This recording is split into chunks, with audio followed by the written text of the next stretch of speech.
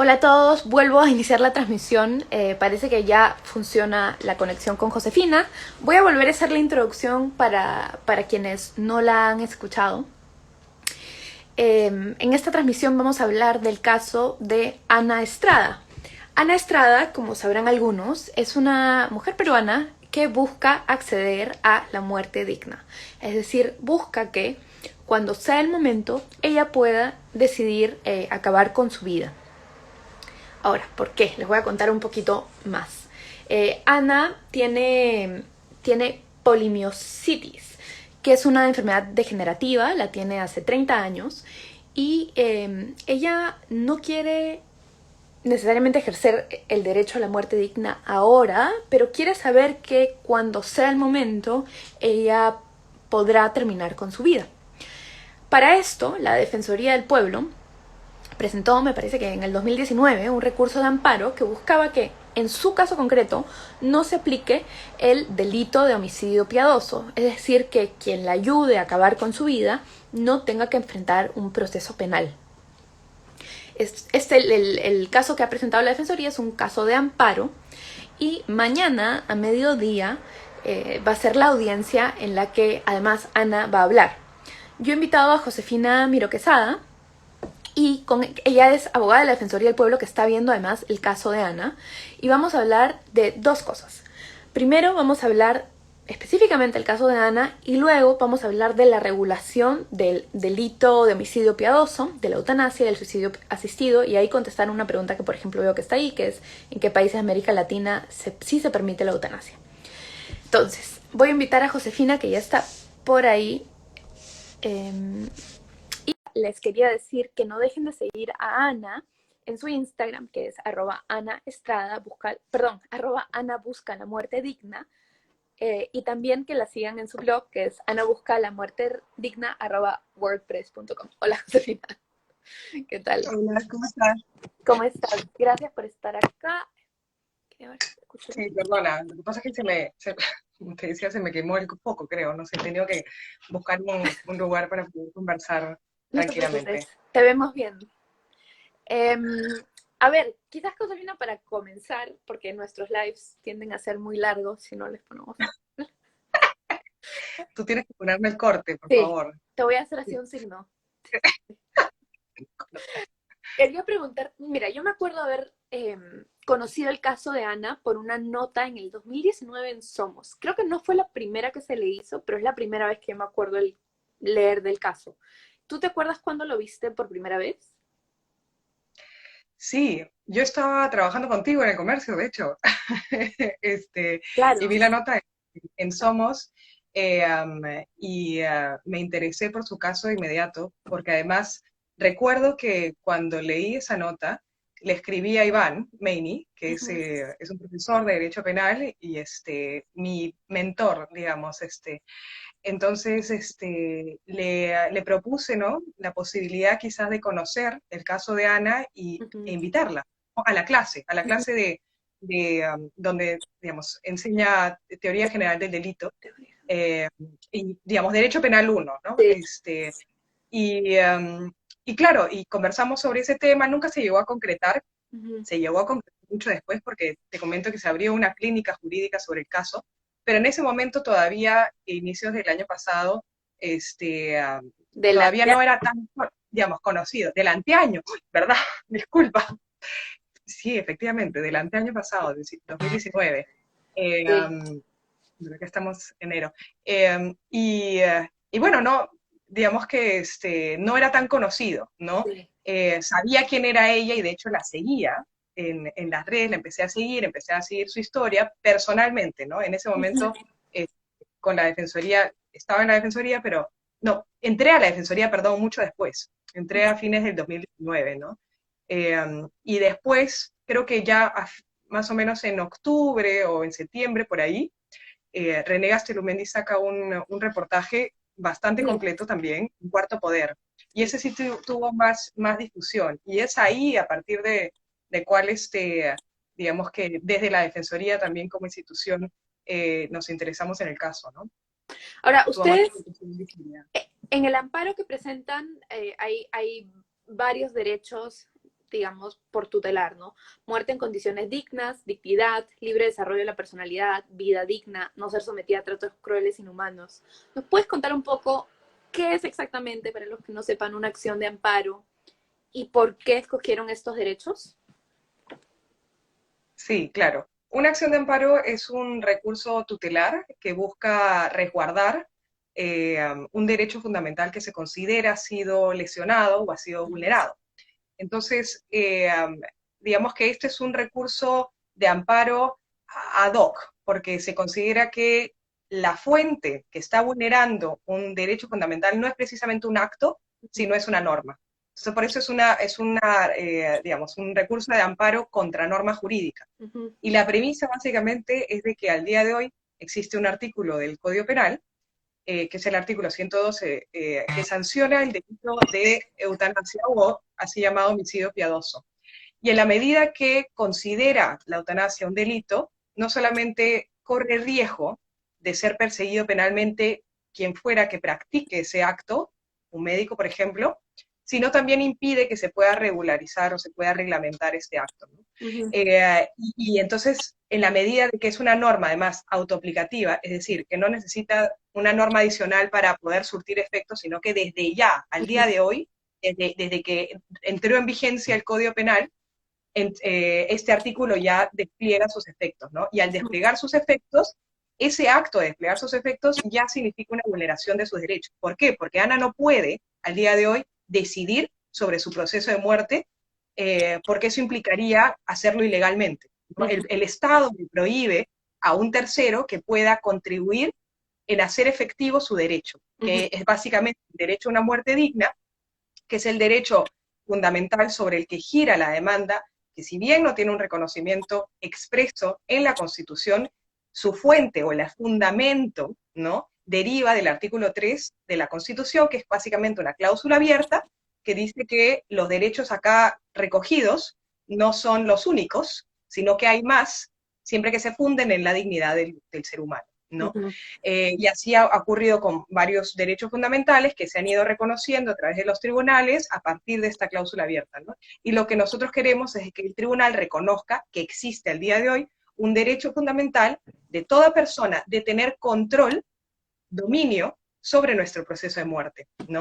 Básicamente, sí, interrúmpeme. No, es que es parecido. Eso te iba a preguntar un poco. ¿Qué es, cómo se ve la muerte digna en opinión de la Defensoría, digamos, o en tu opinión? Nosotros tenemos, digamos, que nos hemos inspirado fuertemente en el caso colombiano. Creo que en algún momento, no sé si acá fue que preguntaron qué casos a Sí, nivel, un digamos, de la latinoamericano. jurisprudencia, exacto, latinoamericano existen que sirven, ¿no?, de inspiración.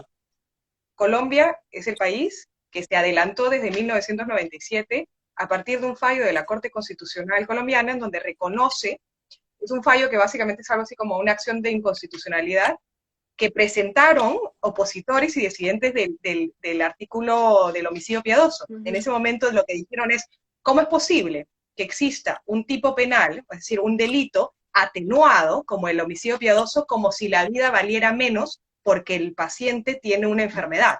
¿Por qué es un atenuante cuando debería ser un agravante, ¿no? Y claro, le salió el tiro por la culata, porque la Corte Constitucional lo que dijo en ese momento fue, en realidad no solamente no les dio la razón, sino que dijo, de hecho, no puede ser delito y opera como una causa de justificación siempre que lo practique un médico, el paciente esté en una, digamos, etapa de enfermedad terminal, ahí sí como que cerró el ámbito de aplicación, y Ujú. luego también dijo que esté, digamos, que sea fuente de dolores intolerables, ¿no?, de Ujú. sufrimientos intolerables, más o menos lo que dice nuestro artículo también del Código Penal.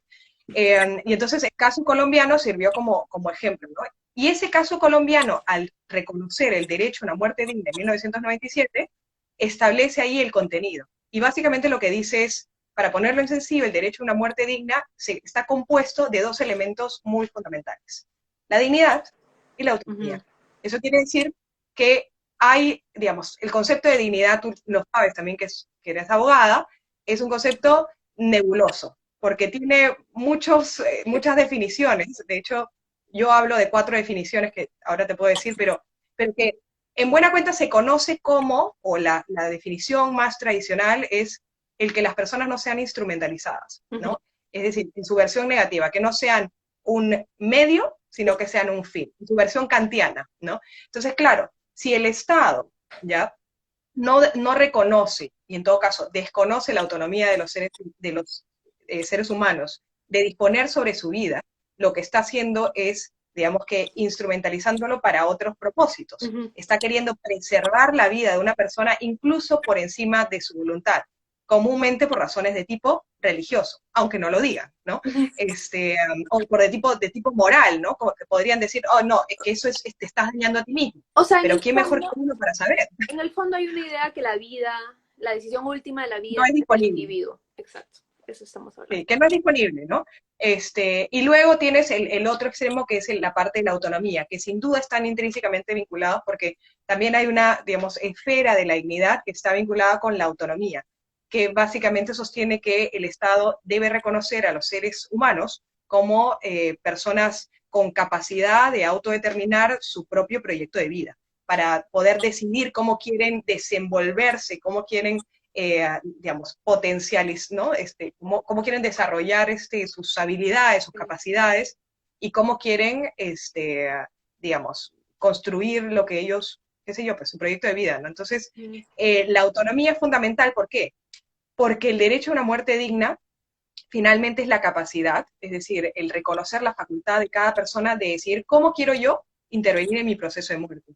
Entonces, habrán personas que digan, bueno, para mí la eutanasia es una opción, pero la eutanasia no es la única opción en virtud del cual yo puedo ejercer mi derecho a una muerte digna. Yo puedo considerar que mejor, por mis creencias o porque tengo tal religión, considero que la eutanasia es un pecado, No, y más bien quiero simplemente limitar, ¿no?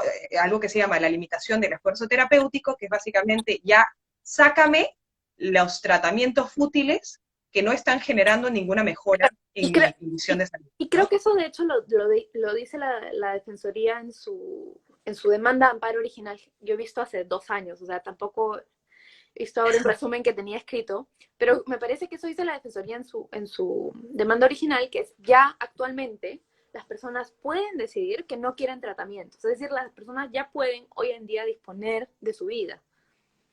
Hay un principio básico de la bioética que es el principio de autonomía. Y lo que dice básicamente es de que hay que escuchar al paciente, hay que tomar en cuenta su voluntad, y eso se manifiesta, por ejemplo, a través del consentimiento informado. El consentimiento informado, en su versión positiva, es que yo tengo que aceptar, ¿no? Que al momento de que se me someta a determinado tratamiento, yo tengo que antes firmar, informarme, ¿no? Someter una serie de procedimientos para que yo pueda consentir ese tratamiento. En su versión negativa es, no quiero ese tratamiento. Y eso reconoce el artículo 15 de la Ley Orgánica, de la Ley General de Salud. Entonces, con eso ya reconoce el Estado que la vida es disponible. Porque si una persona puede rechazar tratamientos médicos y puede decir, a pesar de que este tratamiento médico va a generar una mejora en mi salud, yo no quiero esta medida invasiva, porque ya no quiero seguir dependiendo de un ventilador, ya no quiero seguir dependiendo de, qué sé yo, de una serie de medidas que para mí son fuente de dolor y sufrimiento. Yo como paciente tengo el derecho reconocido ya por la ley, digamos, general de salud, de rechazar ese tratamiento médico, aun si la consecuencia de ese rechazo desemboca en mi muerte. Y voy a preguntarte en un rato por la regulación de las figuras, pero ¿qué esperan ustedes que pase mañana en la audiencia?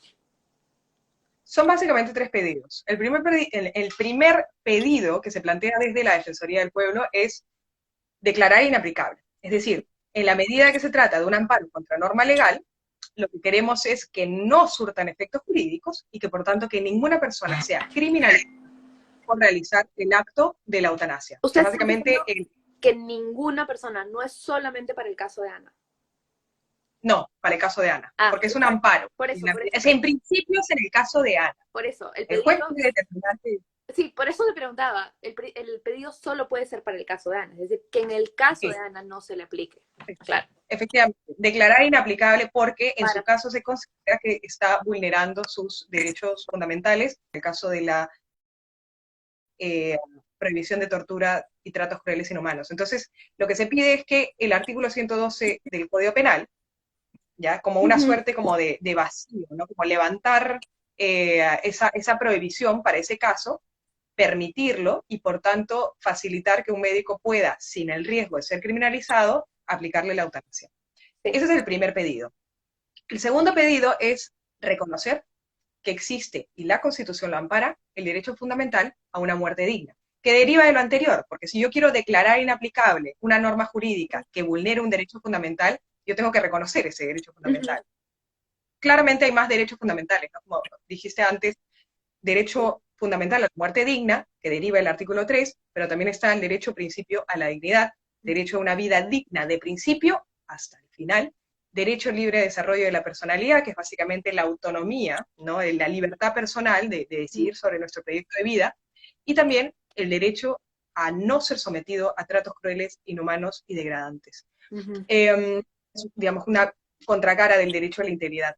Eh, entonces, ese es el segundo, ¿no? Es decir, que se Ujú. reconozca, pero también al reconocer que existe un derecho fundamental a la muerte digna, que se ordene de salud a conformar una junta médica interdisciplinaria para efectivizar el ejercicio del derecho a la muerte digna, ¿no? Entonces, ese salud, el órgano, el que tiene que llevar a cabo este procedimiento en la medida de que Ana es asegurada de salud. Entonces, ellos son los que están a cargo de asegurar ese procedimiento. Y en tercer lugar es ordenar al Ministerio de Salud, que es básicamente el ente rector en la materia, que pueda validar, ¿no? Convalidar, respaldar el procedimiento médico de la eutanasia propuesto por la Junta Médica que va a constituir esa luz, Ujú. ¿no? Y que establezca una suerte de protocolo ad hoc o una directiva que pueda garantizar que efectivamente el procedimiento se lleve a cabo sin ningún riesgo y que sea una expresión del consentimiento libre e informado de Ana.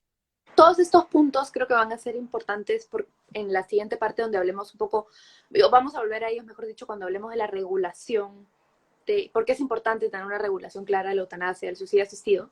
Pero hay una cosa que no me ha quedado clara de todas las notas que he ido leyendo. Mañana en la audiencia, entiendo que va a hablar el defensor del pueblo, va a hablar Ana. ¿Se espera que ya tengamos un fallo mañana? Podría Ok, emitir un fallo, puede procesar constitucional le permite poder dictar fallo en la audiencia, pero también podría esperar unos días, ok. hasta 5. Y digamos que les da, me imagino que si el fallo es adverso, ustedes pueden apelar, pero digamos que les dan la razón. ¿Cómo hacer que esto se extienda? Es decir, si se está violando el derecho de Ana, que, bueno, tú creemos que se está violando el derecho de todas esas personas en una situación similar. Hasta donde entiendo, no es que mañana un juzgado vaya a decir hay un estado de cosas inconstitucional, entonces quitemos la norma, pero digamos que lo que habría es en la práctica un estado de cosas inconstitucionales, es decir, un estado donde el derecho de todas las personas en su situación se está violando. No sé si podemos hablar hasta de cosas inconstitucionales, ahí tú me dirás. Pero ¿cómo hacer para que el resto de personas no estén en esta situación? Esa es mi En pregunta. principio podría, el tribunal podría declarar un estado constitucional, o sea, Sin es poco ser tribunal frecuente que no lo constitucional. hace. ¿Ah? Sin ser tribunal constitucional, igual podría. Tribunal constitucional, sí, podría. Pero sí siento digamos, difícil que lo haga. Eh, yo creo que va a tender a limitarse al caso de Ana, en principio, porque es un tema muy sensible, ¿no? Digamos, las partes demandadas, ambas partes, bueno, tanto el MINSA como el MINJUS, eh, que han, por ejemplo, el MINJUS alega de que ellos no tienen legitimidad para obrar y que no sé qué hacen en ese proceso, pero en todo caso lo que dicen es una materia tan sensible que lo que hay que hacer es regularlo y debatirlo en el Congreso. En el Congreso. Y entonces acá tú estás utilizando al juez como un legislador, Ujú. ¿no? Como un rol demasiado activo, ¿no? Y claro, lo que dicen en buena parte también es que Fue mi gato, perdón. me encantó, sí, como mi perro también de vez en cuando hacía eso. Sí, Lo que dicen es de que me perdí. sí, ¿En qué estaba? perdón. Lo que dice, o sea, me decías lo que dice el Minjus es que en realidad debería ir un legislador esto. ¿Eso era? Sí, ya, Ujú. efectos interparciales. Ok, en principio el amparo, digamos, el efecto son Solo estrictamente, digamos, para Ana. entre las partes, claro, exacto, y hasta ahí se ciñe, ¿no? Sin embargo, podría el juez considerar de que efectivamente, en la medida de que existan personas en situaciones similares, ¿no? Digamos, podría extenderse los efectos. Ahora, creo que es poco probable, pero si es que digamos, si es que esto llega a un tribunal superior o si es que esto eventualmente llega a la Corte, digamos, a la Tribunal Constitucional, que la idea no es que sea eso, porque yo creo que el juez tiene que tomar en cuenta que estamos corriendo contra el tiempo, que la oportunidad es fundamental, ¿no? En este contexto, y que Ana necesita tener la salvaguarda de poder saber con certeza cuándo ella puede decidir, ¿no? Pero en todo caso, en esos escenarios quizás sería más probable si que llegase al TC. Ujú. En este caso, no sé, la verdad que estaría especulando cómo podría resolver, pero Sí. que puede hacerlo. Y lo otro es que es un precedente fundamental si es que esto Sí. ocurre, ¿no? Es decir, lo que podría suceder en realidad es que otra persona en condiciones similares a las de Ana, si es que se reconoce el derecho fundamental a la muerte digna, invoque este reconocimiento, o digamos, esta argumentación y este reconocimiento del tribunal para poder respaldar su propia demanda, ¿no? Su propio Claro. pedido. Como dices, igual Eh, ahí el tema es el tiempo, ¿no? Este caso, ¿cuántos años tiene? ¿Dos sí, años judicial? sí, no, en realidad un año bueno, que presentamos la Ah, demanda, no, ¿no? sí que, claro, el amparo es Es- del 2020. Sí, sí, ya, sí, un de año. enero. Eh, pero, pero nuevamente, ¿no? Yo he conversado con Ana en varias oportunidades y no sé si creo que no está, Bueno, pero estaba invitada, estaba invitada. estaba Este, invitada, yo sé, sí me dijo que iba a atender, sí. pero debe estar ocupada. Pero claro, Ana, digamos, la enfermedad tiene un impacto incierto sobre el cuerpo. Se sabe que es degenerativa y se sabe que en algún momento, digamos, que el proceso degenerativo muscular eh, se acelera, ¿no? Y literalmente si ella compara cómo se sentía un año atrás con cómo se siente ahora, es significativo el cambio. Entonces, y es muy reconfortante saber que tienes la garantía ahí, ¿no? De poder decidir cuando lo consideres. Entonces, es también una fuente adicional Mm. de dolor y digamos, de sufrimiento, el altísimo nivel de incertidumbre de saber que existe la posibilidad de que puedas enfrentar una muerte dolorosa o unos últimos días con mucho dolor, ¿no? Entonces, el saber que tú vas a enfrentar ese destino con una herramienta en la mano que te permita controlar cuando esto ya es suficiente, eso ya es una fuente de calma, de poder sobrellevar mejor este proceso degenerativo, ¿no? Porque, Entonces, esperemos que sí. de hecho, creo que ella decía en algún momento también, me parece que en su blog, que el tema es que, que alguien podría decir, oye, pero alguien te podría ayudar a morir, digamos, alguien de tu familia, sí. No, pues no se Pero, trata de morir por morir, es pero además, ahí el tema con eso es que legal, es destino. tampoco es una solución para una persona saber que está poniendo en peligro Claro, de ir, o sea, no hay, solo que quede claro que esa no es una opción, ¿no? Para una persona, no, simplemente y hacer. además es, digamos que desvirtúa nuevamente cuál es la idea detrás de la muerte digna. Entonces, recordemos la definición, autonomía y dignidad. Autonomía, no quiero esa muerte. Uh-huh. Y el Estado lo que tiene que hacer es respetar que yo decido cómo, cuándo y dónde. Uh-huh. Entonces, está en ti. Y yo no quiero una muerte clandestina. No se trata de morir por morir. Yo no quiero morir con dolor. Yo no quiero morir. Yo quiero morir en paz. Y si la eutanasia es una opción para mí, porque es una, digamos, etimológicamente hablando, es una buena muerte, sin Claro. dolor, sin sufrimiento, entonces el Estado lo que tiene que hacer es garantizar que la decisión que yo tome sea efectiva, Y, ¿no? y quizás creo que ahora sí es un momento para hablar de las diferencias que hay. Es decir, tenemos eutanasia y suicidio asistido. La diferencia entiendo que es quién administra, digamos, la dosis letal, ¿no? O la persona misma o un doctor.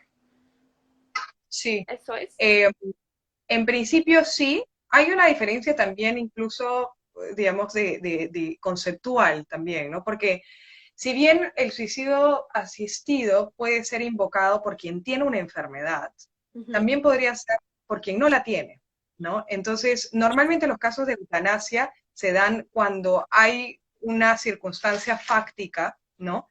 Que está vinculado con que la persona tiene una enfermedad o, por ejemplo, está producto de un accidente que le ha generado una condición psicológica, ¿no? En la que es fuente de sufrimientos, de dolores, ¿no? Entonces, eso es lo que genera también que la vivencia, ¿no? De la persona sea también, digamos, prolongar, ¿no? Un sufrimiento que eventualmente no va a mejorar, o sea, que no hay ninguna cura a ello, no va, siquiera los cuidados paliativos tampoco necesariamente resuelven el problema, porque alivian un poco el dolor, pero el dolor no solamente físico, sino también psicológico.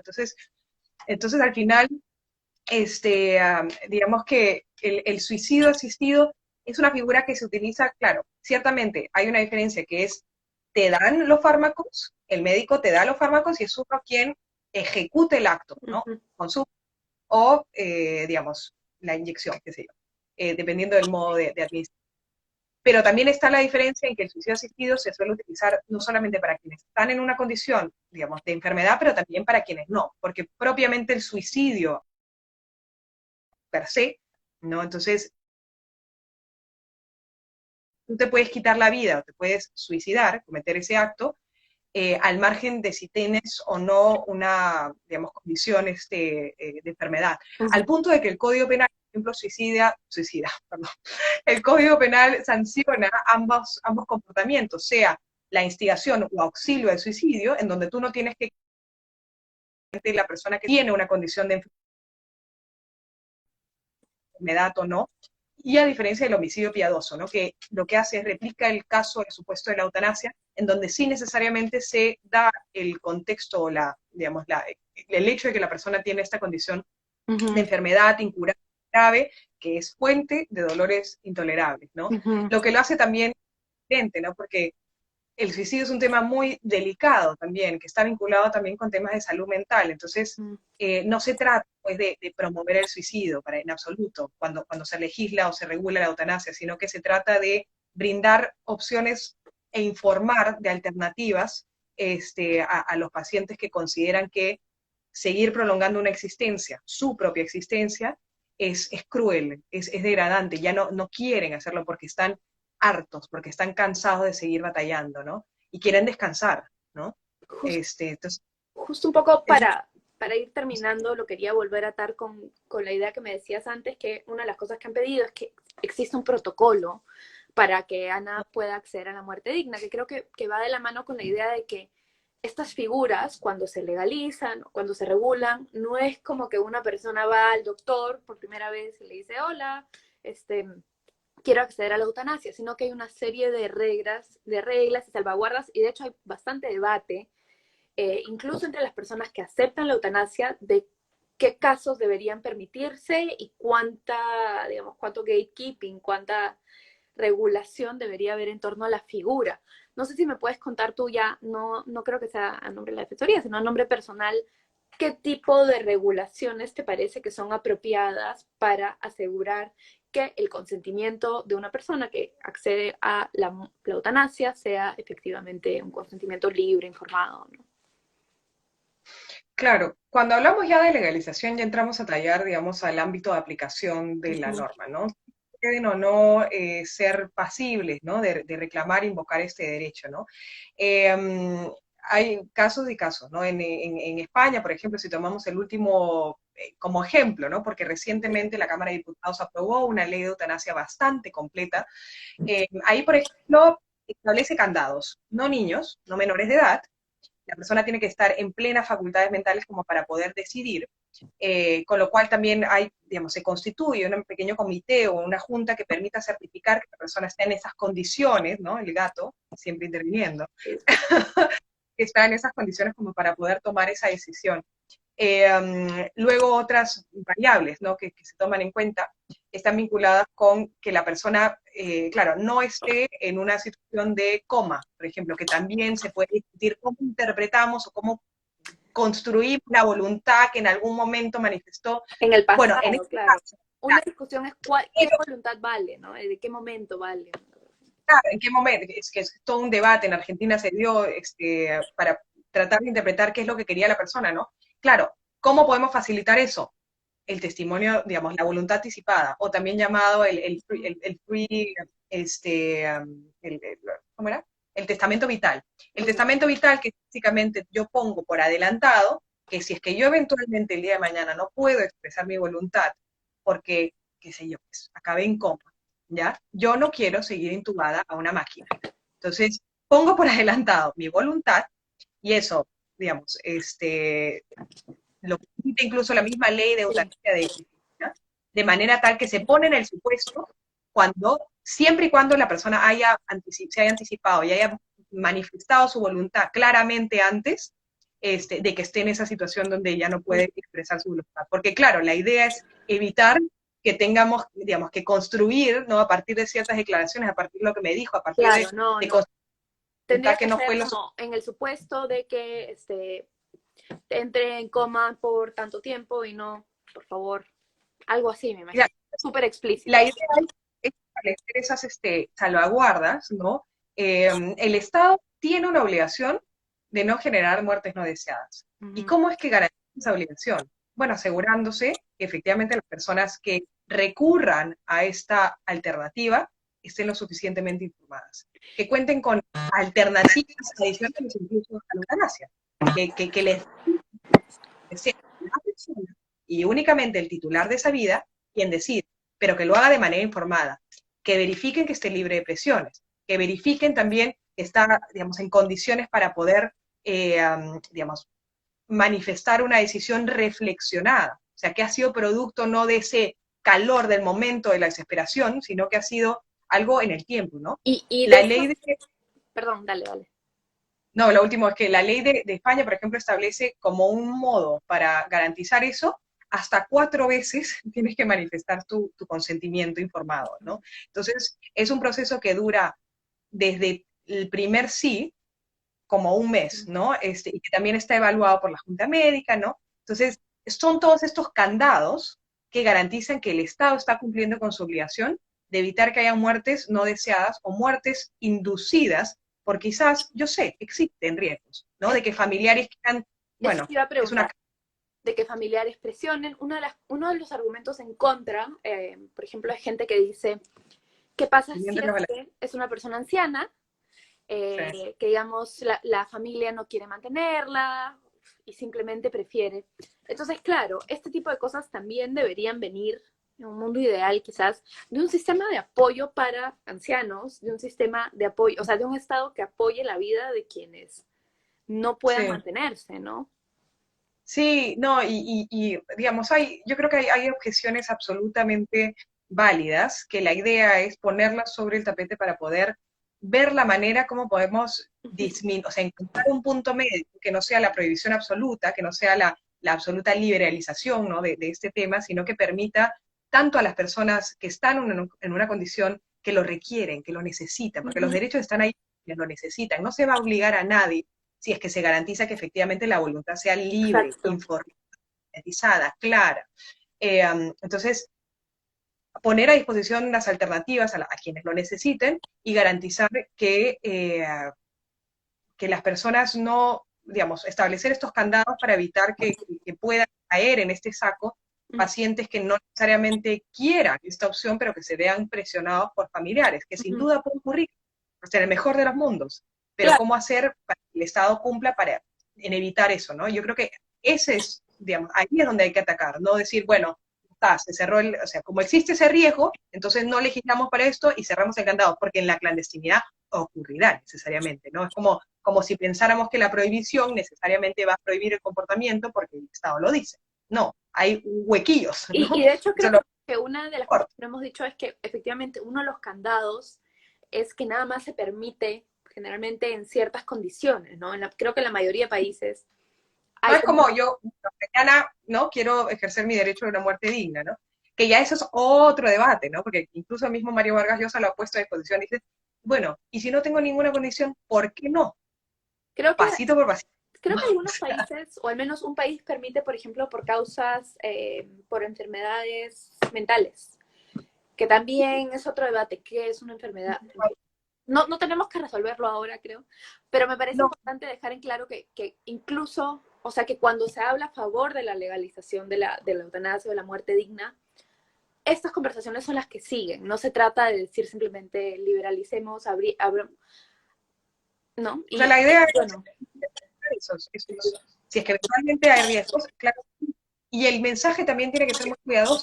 Yo creo que hay una crítica muy válida también por parte de colectivos, como por ejemplo de las personas con discapacidad, que consideran que la eutanasia, además, tomando en cuenta la historia, ¿no? Y cómo el régimen nazi aplicó la eutanasia, desvirtuándola absolutamente, ¿no? Considerando que hay vidas que no la valen ser eutanasia. vividas.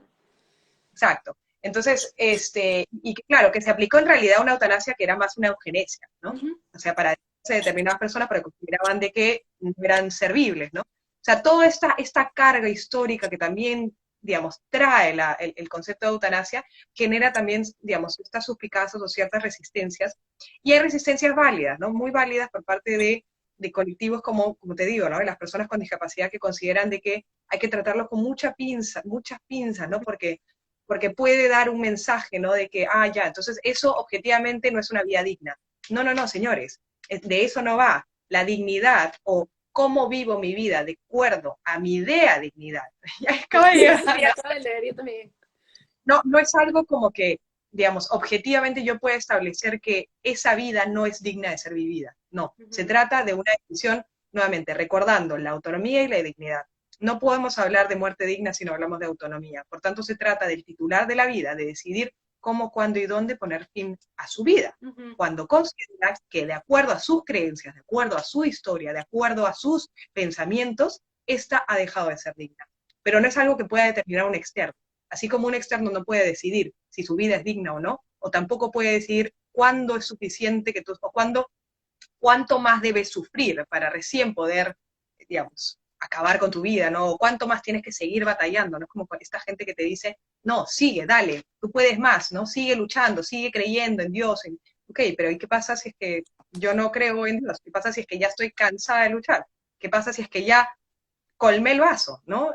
¿Quién eres tú para decirme cuánto más tengo yo que sufrir para optar por esa decisión? Uh ¿Y -huh. cómo sabes y de dónde sacas tú la dimensión del daño que yo y solo yo estoy viviendo y que solo yo conozco? Bueno, entiendo que va a haber que esto se va a presentar como proyecto de ley, se supone el próximo mes. Albert, vamos a hacer invocación, Albert. Sí, veamos, eso le digo, que Alberto Belaúnde va a presentar esto en el Ha próximo dicho mes que como sí, proyecto de ley. él ha dicho que sí, pero Y estamos esperando, ¿no?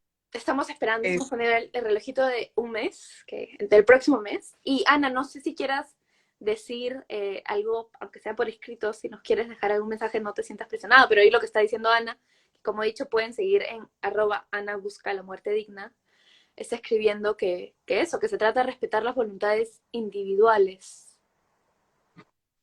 El comercio de órganos humanos. Alguien ha preguntado acá, ¿no? Si la premisa es que justificar la realización de la eutanasia es la soberanía absoluta de nuestra vida, de cuerpo. No exclusivamente, pero sin duda parte, porque también está de por medio la dignidad.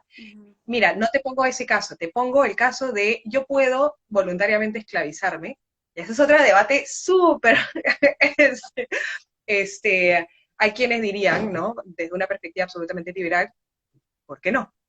Pero creo yo, como ya lo dije en otro momento, no se trata simplemente de quitarse la vida y decir como, esta es mi vida y yo puedo hacer lo que me dé la gana. Sin duda, yo creo que sí, lo es, ¿no? Pero hay otros derechos que están de por medio, ¿no? Otros derechos que están vinculados con la prohibición de ser sometidos a tratos crueles y inhumanos. Sí, Entonces, digamos, hay más derechos que simplemente la disponibilidad de la vida, ¿no? Y eso hace la eutanasia más fácil, digamos, que de debatir e incluso de apoyarla que casos en donde uno quiera, digamos, libremente ser, claro. Porque digamos, creo que se lo que trata, por ejemplo, de consentimiento, ¿no? creo que lo que estás diciendo es bien importante porque también estamos esperando, Ana va a decir algo ahorita, pero mientras escribe para que tenga tiempo. Ana, también puedes venir, como te dije. ¡Oh! ¿Viste eso? Se tiró, increíble, Se tiró increíble. sobrevive era yo, perdón. Sí, esta gata. Por ejemplo, Donna Eh, no es lo suficiente. perdón, me desconcentré un rato.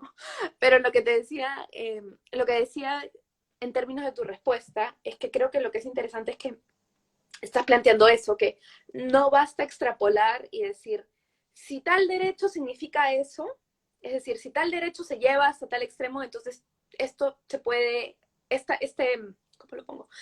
Este razonamiento se puede llevar a todas estas otras áreas. Porque lo que tienes que hacer es ver qué derechos están en conflicto y qué derechos se está protegiendo. En la Sí, eutanasia no es lo mismo que lo que se está protegiendo cuando se prohíbe legalizar el comercio de órganos, que igual es algo que podríamos debatir, no estamos hablando de eso, pero es otra la discusión, ¿no? sí, sí, sí. Este, Ana quiere decir algo, pero, pero, pero sí, es un debate, digamos, sin duda muy interesante porque estamos hablando no solamente de la libertad, estamos hablando de la dignidad, estamos hablando de no ser instrumentalizado, estamos hablando de humanidad, estamos hablando de tratos crueles y degradantes e inhumanos. Y el Estado y su indiferencia lo que genera es eso, es una complicidad. O sea, no hacer nada es hacer algo, es seguir infligiendo ese dolor porque eventualmente, o sea, no va a desaparecer, ¿no? Entonces, el Estado que no actúa teniendo la obligación de actuar, bueno, es cómplice de esa vulneración de derechos. Sí. Eh, Solo quiero estar segura de que Ana no quiera venir como invitada de voz. Creo que quiere venir como escrito, ¿no? Ah, no sé, ¿se puede? ¿Tres partes? Tú tendrías que irte. Ah, Pero yo me no te voy. estoy Bien. votando, pero, a ver, Ana, si quieres. Ah, ya está, ya está. A ver, si quieres leer tú, Josefina. Mientras. Estoy muy agradecida, Ana, estoy muy agradecida con las dos, con Comité de Lectura por ser los primeros en difundir mi voz. No sé qué pase mañana, pero tenerlas a ustedes y muchas mujeres valientes y generosas de mi lado. Falta algo más, creo. No, yo Eh, se lo puedo ver. Ah, no, falta ¿Así? algo más. Eh, Ahora, lo que sí les quiero decir de este mensaje que dice Ana, que muchas gracias Ana, es que en el comité nosotros sacamos, y esto sí fue en el 2019 creo, un podcast donde Ana se escucha así participando y se escucha su voz. Se cortó porque vi al gatito. Sí. Entonces voy a dejar igual compartido el podcast para si quieren escuchar, digamos, esto de las palabras de Ana, pero como digo, también les recomiendo leer su blog, que ahí ella lo dice mejor de lo que nosotros lo podamos decir, creo. Y mañana va a estar hablando la audiencia, entiendo. Sí. Entonces, Sí, ahí. Ana, dicho sea de paso, tenemos una cita después de esto.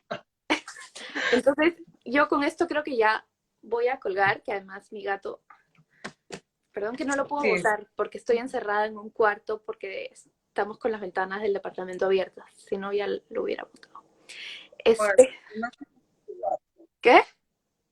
tú estás con tus gatos. Sí. Pero bueno, entonces lo dejamos aquí, creo. Igual vamos a estar pendientes de la cuenta del comité de lo que pase mañana. Y les voy a compartir. Voy a dejar este video.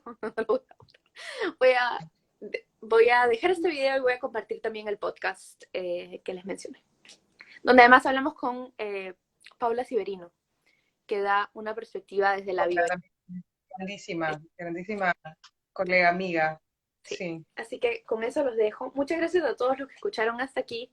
Y bueno, espero que Josefina también pueda volver en algún momento al live. Gracias a ti por la invitación. Gracias, Ana.